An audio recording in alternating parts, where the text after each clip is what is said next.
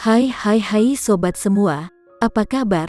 Baik kan? Semoga kalian semua sehat selalu, bahagia selalu dan banyak rezeki. Kali ini Mimin mau melanjutkan cerita dari novel Ternyata Suamiku Penguasa. Semoga cerita ini bisa menghibur kalian semua ya, dan bisa menemani hari-hari kalian semua. Oh iya, jangan lupa bantu like dan komen ya biar Mimin tambah semangat uploadnya. Kalau begitu yuk langsung saja ke ceritanya, cekidot. Jika Putri Bramasta tidak mendengar dari putri kecil bahwa Kak David banyak bicara, Putri Bramasta akan berpikir bahwa dia bisu. Bocah itu memasang wajah dingin dengan semua orang, tetapi ketika dia bersama putri kecil, kelembutannya terlihat dan kadang-kadang dia tersenyum. Putri kecil tidak memiliki saudara kandung. Putri Bramasta merasa nyaman bahwa dia memiliki kakak laki-laki yang merawatnya. Papa, Kak putri kecil, yang bersembunyi di balik sofa, melupakan kakaknya David yang mencari dia dan baru saja bangun dan berlari ke arah mereka. Randy mengulurkan tangannya untuk memeluk putri kecil, tapi dia berlari ke pelukan Putri Bramasta, meninggalkannya tergantung. Putri Bramasta menangkap putri kecil dan mencium keningnya. Dia berkata dengan lembut, "Sayang, apakah kamu sudah makan malam?" "Tentu saja sudah, aku sangat kenyang." Putri kecil mengusap perutnya dan menunjuk David yang berdiri di sampingnya. "Kak David menemaniku makan bersama." "Yah, putri kecil kita adalah gadis yang sangat baik." Putri Bramasta tersenyum sopan pada David. "Terima kasih telah menemani putri kecil." David tidak menjawab. Putri kecil menatapnya dan tersenyum manis. Dia berkata dengan suara lembut, "Kak David akan tidur, dan aku juga akan tidur." Mendengar instruksi putri kecil, David mengangguk. Kemudian dia naik ke atas dan kembali ke kamarnya. Putri Bramasta mengusap kepala putri kecil, dan berkata, "Sayang, Kak David sangat baik, bukan?" "Aku sangat menyukai Kak David." Putri Bramasta tersenyum puas. "Jika kamu menyukai Kak David, maka kamu harus memperlakukannya lebih baik, seolah-olah dia adalah saudara kandungmu." "Oke." Putri kecil tidak begitu mengerti apa yang dimaksud kakak kandung, tapi dia hanya mengangguk patuh. Saat mama dan anak itu berbicara, mereka benar-benar mengabaikan Randy. Meskipun dia benar-benar diabaikan, Randy tidak memiliki keluhan sama sekali. Apalagi yang bisa membuatnya lebih bahagia daripada melihat mereka berdua tinggal di sisinya pada saat yang sama?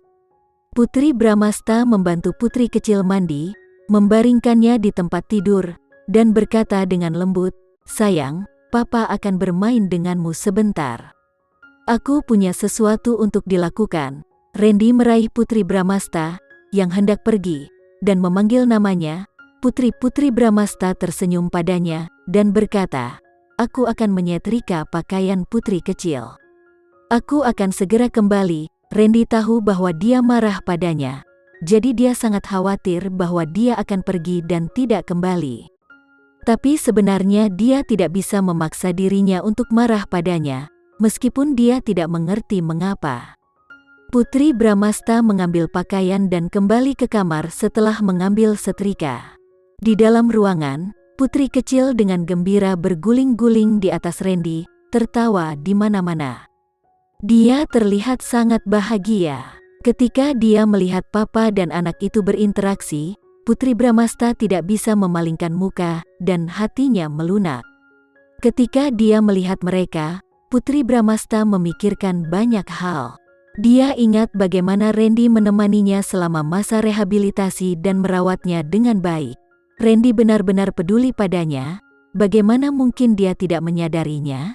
Tidak peduli seberapa sibuknya dia akan selalu meluangkan waktu untuk putrinya.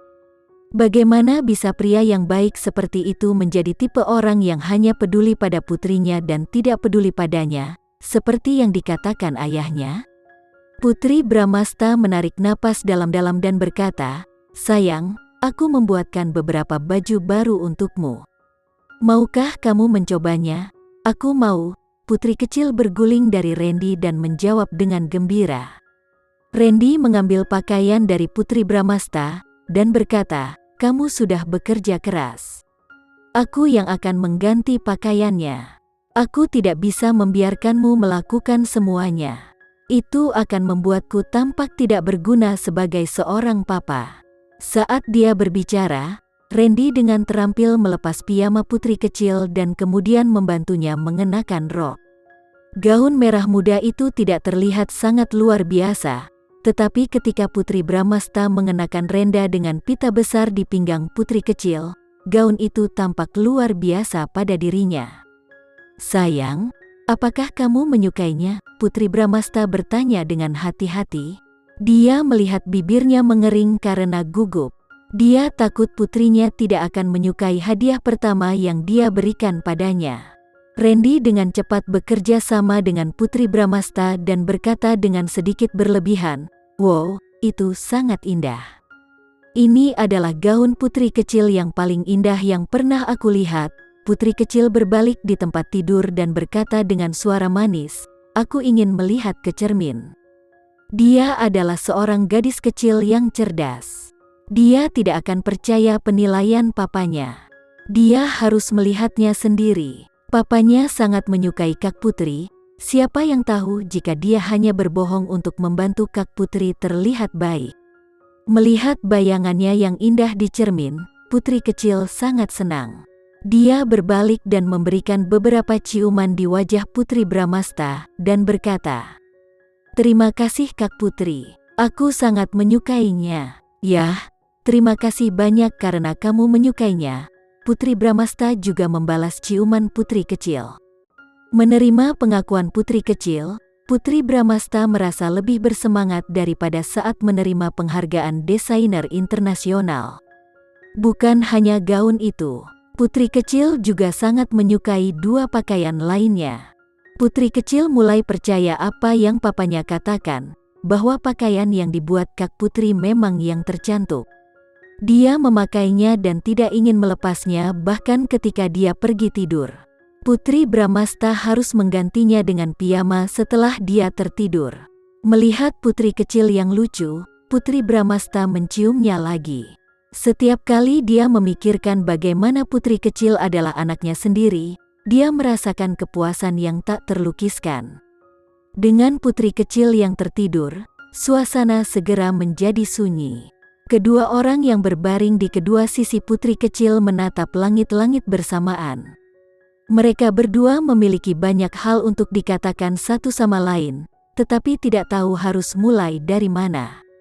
Setelah waktu yang lama, Randy berbalik dan memindahkan putri kecil ke samping.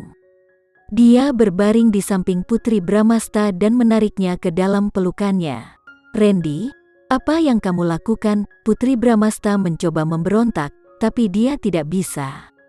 Dia dengan marah memukul dadanya. "Aku hanya ingin memelukmu."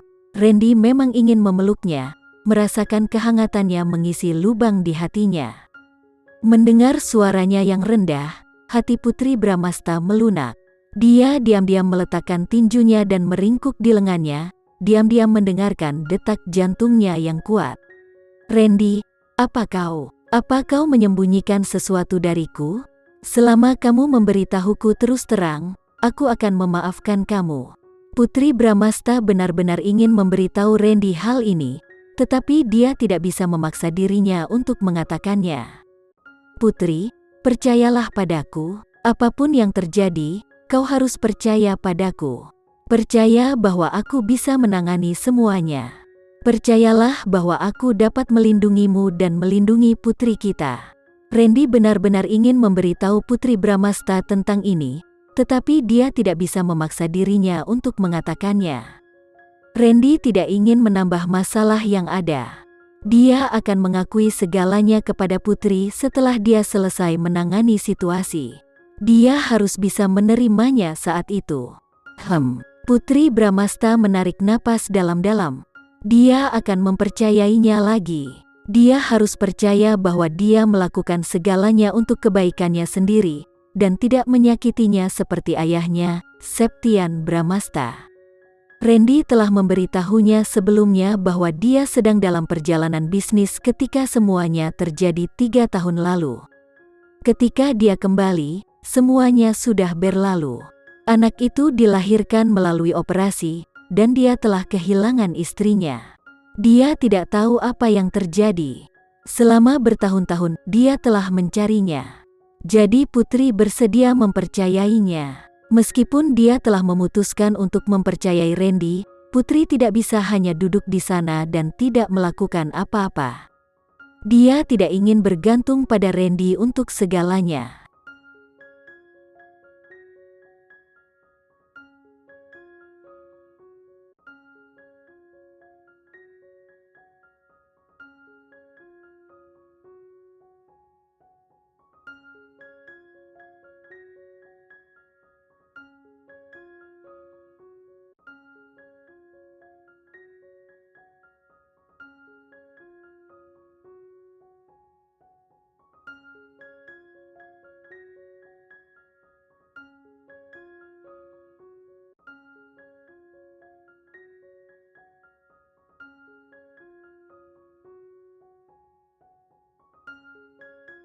Sekian dulu ya cerita kali ini, kita lanjutkan lagi ceritanya di lain waktu.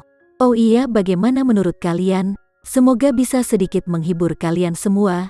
Jangan lupa like, share dan komen ya. Untuk teman-teman yang baru nonton, jangan lupa subscribe-nya. Hehehe, kalau ada teman-teman yang ingin gabung langganan bisa langsung gabung saja untuk dapat fitur yang menarik dan sedikit membantu Mimin. Terima kasih sudah menonton, sampai jumpa lagi. Bye bye bye.